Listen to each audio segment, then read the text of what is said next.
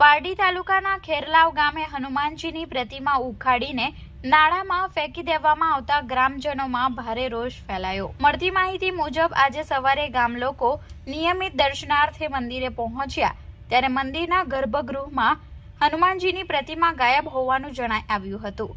ચકચાર મચી જતા આજુબાજુ વિસ્તારની તપાસ હાથ ધરવામાં આવી હતી, જ્યાં મંદિર નજીક નાળામાં પ્રતિમા પડેલી મળી આવી હતી। આ પવિત્ર શ્રાવણ માસ દરમિયાન આ પ્રકારની હરકત થતા ગ્રામજનોની ધાર્મિક ભાવના પર ભારે આઘાત લાગ્યો છે। ગામના સરપંચ મયંક પટેલે તાત્કાલિક આ ઘટનાની જાણ પારડી પોલીસને કરી જાણ થતાં જ પોલીસ ઘટના સ્થળે પહોંચી પ્રાથમિક તપાસ શરૂ કરી છે।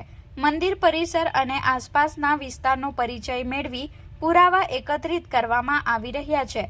પોલીસ સૂત્રો મુજબ શંકાસ્પદ વ્યક્તિઓને ઓળખવા માટે તપાસ ચાલી રહી છે। જો કે આ કૃત્ય કયા ઈરાદાથી કરવામાં આવ્યું છે તે અંગે હાલ ગામમાં ચર્ચાનો વિષય બન્યો છે।